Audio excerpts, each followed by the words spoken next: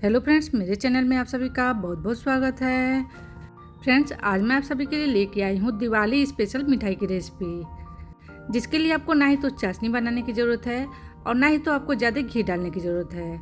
सिर्फ 2 चम्मच घी में आप इस मिठाई को बना सकते हैं। एकदम दानेदार, मुंह में घुल जाने वाली मिठाई बनकर तैयार होती है। तो फिर चलिए बिना देरी किए इसे बनाना शुरू करते हैं। तो फ्रेंड्स, इस मिठाई को बनाने के लिए सबसे पहले हमें लेना है बेसन। इस मिठाई को बनाने के लिए हमें अलग से बेसन पिसवा कर लेने की ज़रूरत नहीं है। ये वही बेसन है जो रोज़ हम नॉर्मल पकोड़े या फिर कोई और रेसिपी बनाने के लिए इस्तेमाल करते हैं। बेसन लेने के बाद इसे हमें कप या कटोरी से नाप कर ही लेना है। नाप कर लेने से क्या होता है कि इसके सही मेजरिंग का अंदाज़ा लगता है। बेसन लेने के बाद इसे हमें जाली वाली छन्नी में अच्छे से छान लेना है। फ्रेंड्स, आप ना बेसन को अच्छे से छान कर ही लीजिएगा। इससे क्या होगा कि इसमें जो मोटे कण होंगे वो सभी अलग हो जाएंगे। इसे छानने के बाद हमने यहाँ पर 1 कप बेसन और लिया है, यानी कि इस मिठाई को बनाने के लिए मैंने यहाँ पर 2 कप बेसन का इस्तेमाल किया है। इसे भी हमें बिल्कुल अच्छे से छान लेना है। फ्रेंड्स, आप चाहें तो यहाँ पर मोटे बेसन का भी इस्तेमाल कर सकते हैं, लेकिन बारीक वाले बेसन का इस्तेमाल करेंगे ना तो रिजल्ट बहुत ही अच्छा आएगा। अब इसमें हमें डालना है 2 टेबल स्पून ऑयल। जी हाँ, हमें ऑयल का ही इस्तेमाल करना है, घी का इस्तेमाल नहीं करना है। ऑयल डालने से क्या होगा कि ये एकदम दानेदार बनेगा। तो आप जो भी ऑयल लीजिएगा उसमें स्मेल बिल्कुल भी नहीं होना चाहिए, लेकिन आपने इसमें सरसों के तेल का इस्तेमाल नहीं कीजिएगा। आप चाहें तो ऑयल की जगह पर बटर का भी इस्तेमाल कर सकते हैं, या फिर बटर भी नहीं डालना चाहते हैं तो घी डाल सकते हैं। ऑयल डालने के बाद ना इस तरीके से हमें रगड़ते हुए इसे हाथों से मिलाना है। इस तरह से रगड़ते हुए मिलाने से सभी बेसन के साथ ऑयल अच्छे से मिक्स हो जाएगा। तो लीजिए, हमने यहाँ बेसन के साथ ऑयल अच्छे से मिक्स कर लिया है, मिला लिया है। अब हमें लेना है यहाँ पर दूध। तो दूध जो हमें लेना है वो ना ही तो ज़्यादा गर्म होना चाहिए और ना ही तो ज़्यादा ठंडा होना चाहिए। नॉर्मल टेम्परेचर का दूध हमें लेना है। इसमें से 4 से 5 चम्मच दूध डाल देना है और दूध डालने के बाद भी इसे हम दोबारा से अच्छे से मिलाएंगे। फ्रेंड्स, आपने तो आज से पहले कई बार बेसन की बर्फ़ी बनाई होगी और खाई भी होगी, लेकिन एक बार इस तरीके से बर्फ़ी बना कर देखिएगा, आपको ये तरीका बहुत ही पसंद आएगा।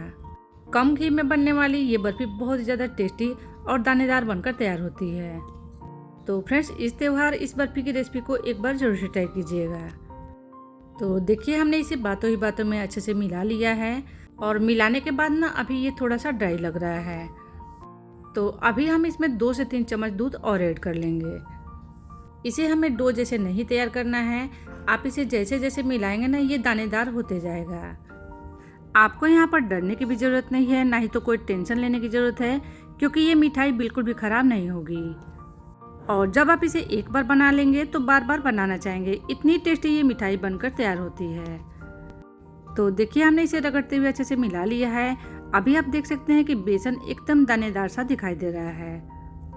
बस इसी तरह से इसे हमें तैयार कर लेना है। अब हमें लेना है मिक्सर का जार और सारे बेसन को एक साथ इसमें डाल देंगे। बेसन तो पहले से ही पिसा हुआ है, लेकिन आज हम इसे दोबारा से पीसकर तैयार करेंगे। फ्रेंड्स, आप देख सकते हैं कि बेसन पीसने के बाद कितना अच्छा और भी ज़्यादा दानेदार हो गया है। पीसने के बाद इसके सारे दाने अलग अलग हो जाते हैं और ये एकदम दानेदार हो जाता है। इसे पीसने के बाद हमें क्या करना है कि इसे दोबारा से छान लेना है। इससे क्या होगा कि बेसन पीसने के बाद कोई भी गांठें या गुठली बच गई होंगी वो सभी अलग हो जाएंगे।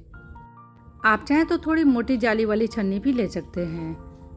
इस तरीके से जब आप इसे छानेंगे ना तो ये बहुत ही अच्छे से छन जाएगा। और इसे छानने के बाद इसमें जो मोटे कण बच जाएंगे इसे हमें अलग कर लेना है। इसे छानने के बाद आप देख सकते हैं कि बेसन का एक एक दाना कितना खिला खिला सा दिखाई दे रहा है। फ्रेंड्स, इस मिठाई को बनाने में थोड़ी मेहनत तो लगती है, लेकिन ये मिठाई बहुत ज़्यादा टेस्टी और दानेदार बनकर तैयार होती है। अब हम चलते हैं गैस की तरफ बेसन को भूनने के लिए।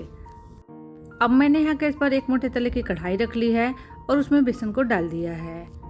अब इसे हमें लगातार चलाते हुए मीडियम आंच पर भूनना है। 1 से 1.5 मिनट तक भूनने के बाद जब बेसन हल्का हल्का सा गर्म हो जाएगा तब हम इसमें डालेंगे घी। इस मिठाई को बनाने के लिए हमें ज़्यादा घी की भी ज़रूरत नहीं है, सिर्फ 2 चम्मच घी का ही इस्तेमाल करना है। सिर्फ 2 चम्मच घी से ही ये मिठाई बहुत ज़्यादा टेस्टी बनकर तैयार होती है। घी डालने के बाद बेसन में इसे अच्छे से मिलाते हुए भूनेंगे जब तक कि इसमें अच्छी सी खुशबू ना आने लगे। और आपको नहीं इसे मीडियम आंच पर ही भूनना है, ज़्यादा तेज़ आंच पर इसे नहीं भूनना है, नहीं तो क्या होगा ना कि इसका कलर एकदम से लाल हो जाएगा और इसे भूनने में लगभग 7 से 8 मिनट का समय आराम से लग जाएगा। तो मैंने इसे चलाते हुए भून लिया है।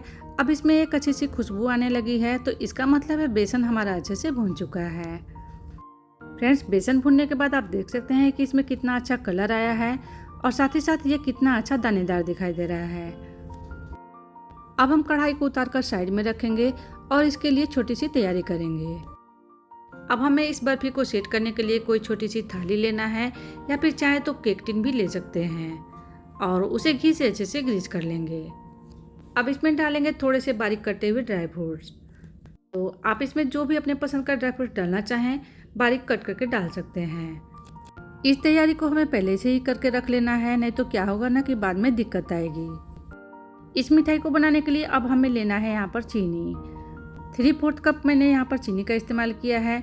अगर आपको ज़्यादा मीठा पसंद हो तो चीनी की मात्रा को बढ़ाकर भी ले सकते हैं। चीनी लेने के बाद अब हम इसमें डालेंगे थोड़ा सा पानी, लगभग 2 से 3 छोटा चम्मच। इससे ज़्यादा पानी का इस्तेमाल हमें नहीं करना है क्योंकि इसकी हमें चाशनी तैयार नहीं करना है, बस चीनी को गलने के लिए हमने थोड़ा सा पानी डाला है। अगर आप इसमें बिना पानी डाले रखेंगे तो चीनी का कैरेमल तैयार हो जाएगा। बस हमें चीनी को यहाँ पर गलने तक का इंतज़ार करना है। जैसे ही चीनी हमारी अच्छे से गल जाएगी तब हम इसमें डालेंगे आधा कप ताज़ी मलाई। अगर आप इसमें मलाई नहीं डालना चाहते हैं, आपके पास मलाई नहीं है, तो इसकी जगह पर आधा कप दूध में 1/4 कप कंडेंस मिल्क भी मिलाकर डाल सकते हैं। अब हम इसमें बढ़िया से फ्लेवर के लिए डालेंगे 1/4 चम्मच इलायची पाउडर। इसे हमें चीनी के साथ अच्छे से मिला लेना है और जैसे ही ये सभी चीज़ें आपस में अच्छे से मिक्स हो जाएंगे, मिल जाएंगे, तो तुरंत से उठाकर हम इसे भुने हुए बेसन में डालेंगे।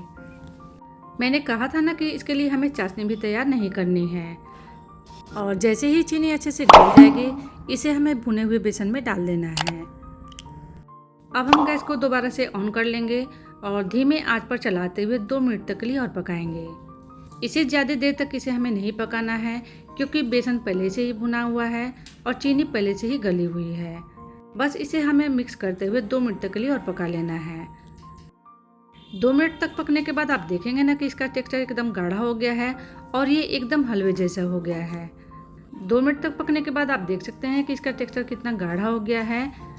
बस इसे हमें इतना ही पकाना है, इससे ज़्यादा नहीं पकाना है। गैस की फ्लेम को बंद करने के बाद तुरंत से इसे घी लगी हुई थाली में निकालेंगे क्योंकि इस मिक्सर को तैयार करने के बाद इसे ज़्यादा देर तक रखना नहीं है, तुरंत से इसे थाली में निकाल लेना है और फिर ना इसे थाली में अच्छे से फैला लेंगे। इस तरीके से इसे दबाते हुए फैलाएंगे जिससे ये एक बराबर अच्छे से सेट हो जाए। और थाली में सेट करने के बाद आपको ना इसे फ्रिज में भी नहीं रखना है। 15 से 20 मिनट तक आप इसे बाहर ही रखेंगे तो उतने देर में ये सेट भी हो जाएगा और अच्छे से जम भी जाएगा। तो फ्रेंड्स, इसे रखे हुए 15 से 20 मिनट का समय हो चुका है। अभी ये हल्का हल्का सा गर्म है, तो हल्के गर्म में ही इसे हमें थाली से अलग करना है। इसके किनारे वाले भाग पर चाकू को इस तरीके से घुमा लेंगे तो ये बहुत ही आसानी से निकल जाएगा। अब मैंने इसके ऊपर प्लेट रख लिया है और इस तरीके से 1 से 2 बार टैप टैप करेंगे तो ये बहुत ही आसानी से निकल जाएगा। आप चाहे तो थाली को हल्का सा गर्म कर लेंगे तो भी ये बहुत ही आसानी से निकल जाएगा। थाली में से निकालने के बाद आप देख सकते हैं कि ये मिठाई दिखने में कितना सुंदर और यम्मी दिखाई दे रहा है। अब इसे हम बर्फी के शेप में कट कर लेंगे। तो इस मिठाई को आपको जितना बड़ा या छोटा पीसेस कट करना हो आप इसे अपने हिसाब से कट कर सकते हैं। देखिए, मैं जब इसे कट कर रही हूँ ना तो ये कितनी आसानी से कट हो जा रहा है। इसी तरह से हमें बाकी को भी सेम प्रोसेस से कट कर लेना है। आप चाहे तो इसे एक साथ भी कट कर सकते हैं या फिर चाहे तो एक एक करके इस तरह से पीसेज कट कर सकते हैं। इस तरह से हमने यहाँ सभी पीसेज कट कर लिए हैं और उसे प्लेट में रख लिया है। अब ये दिवाली स्पेशल मिठाई हमारी बनकर तैयार हो चुकी है। सिर्फ 2 चम्मच घी में ये मिठाई इतनी टेस्टी और दानेदार बनती है कि आप इसे जब एक बार बना लेंगे ना तो बार बार बनाना चाहेंगे। तो फ्रेंड्स, आपको आज की रेसिपी थोड़ी सी भी पसंद आई हो, अच्छी लगी हो तो इसे ट्राई ज़रूर से कीजिएगा। और वीडियो थोड़ा सा भी यूजफुल लगा हो, पसंद आया हो तो प्लीज़ मेरी वीडियो को लाइक करना, चैनल को सब्सक्राइब करना बिल्कुल मत भूलिएगा।